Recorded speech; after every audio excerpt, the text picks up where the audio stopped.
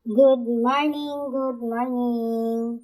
For today's video is magluluto na naman ako ng simple na sapsoy. Meron akong broccoli, meron akong cauliflower, may squid roll, 12 egg, cabbage, and mga carrots yun. Sibuyas bombay, nilakihan ko na ng paghiwa. At yan, carrots, patatas, and pangalan ba yan? Kalimutan ko na. Sayuti. Yan. Pinarehas ko na ang paghiwa. Kasi ang lulutuan ko niyan, kailangan parehas ang hiwa. Kung ano dang hiwa ng gulay, yun ang hiwa ng mga sahog. Kaya ayan. Ayan na sila.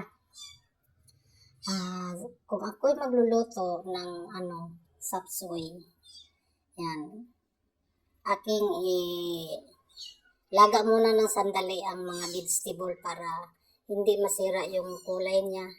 Matingkad pa rin ang kulay niya. Kung anong kulay sa hilaw pa, ganun pa rin ang sa pag naluto na. Yan, inuna ko muna yung carrots, sayote at saka yung patatas kasi medyo matagal-tagal ng konti yan. Pero hindi ko yan niluto ng talagang niluto. Hakop lang yan. Yan, isunod ko yung broccoli at saka yung cauliflower. Kasi kailangan kasi yan, lang, sandali lang. Yung parang papatayin mo lang sa yung yung hilaw nila. Parang naka-steam lang, parang ganyan lang kadali. Yan. Para pag hindi kasi pag sabay mo yan sa mga ginisa mo, sa kahahalo mo, maging masobrahan ng labog. Kaya ayan, pinakuluan ko lang ng sandali yung huli kong nilagay na cauliflower saka broccoli. Ayan. Pagkatapos niyan, ay aking tatanggalin dyan sa kawali para hindi dyan. Inilagay ko sa strainer, sinala ko, di ba? Ganun pa rin ang kulay, yung broccoli at saka yung cauliflower at saka yung ibang gulay. Ganun pa rin, hindi na masyadong nalanta. Ayan. Nagigisa na ako sa aking ikados. Ayan. Siyempre, iba-iba ang paraan. Yung iba, inuuna yung sibuyas, bombay. Sa akin naman ay inuuna ko yung bawang. Pag naging brown na ng konti, saka ko isunod yung sibuyas. Ayan. Ganyan ako pag nagluto ng sapsoy. Pero hindi kompleto sapsoy. Kaya yung sapsoy tinawag na sapsoy kasi kailangan 10 lahat ang nandyan, pati na sa mga pangsahog tsaka yung gulay. Ayan. Sinabay ko na yung atsal dyan at sinunod ko yung chicken breast. Ayan. Kasi yan lang ang hilaw Kaya yan.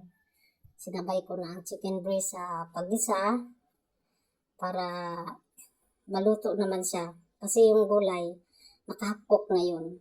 Kaya kailangan lutuin muna ang chicken. Kailangan kasi pag dapat mayroon pa yung squid saka shrimp.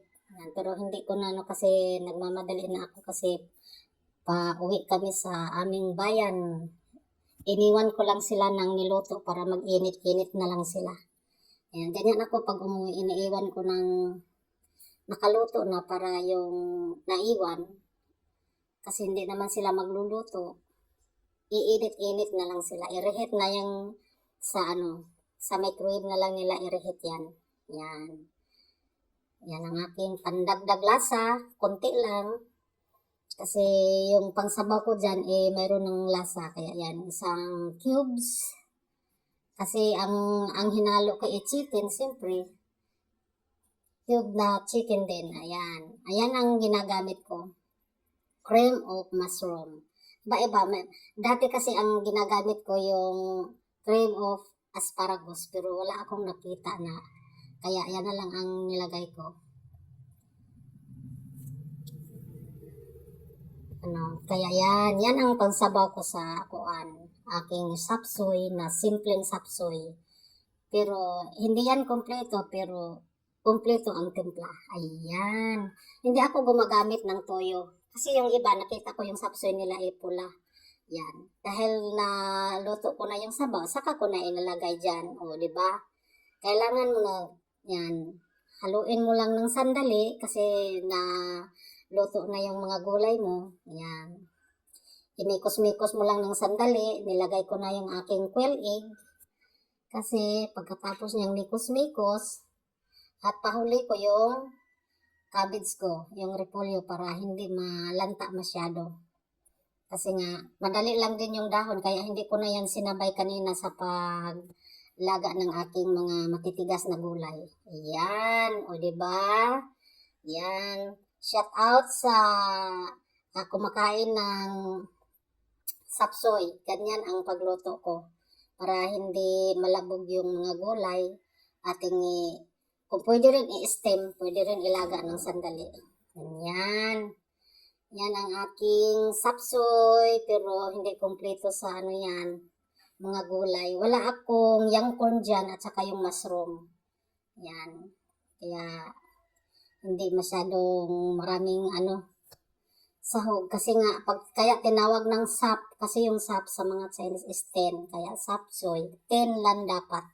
Kaya sa akin wala hindi ra inabot ng 10 kasi quail egg, carrots, patatas, repolyo, sayote, chicken, bombay, ahos, 8 lang sa akin.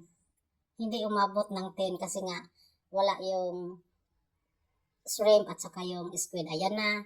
Thank you for watching ang aking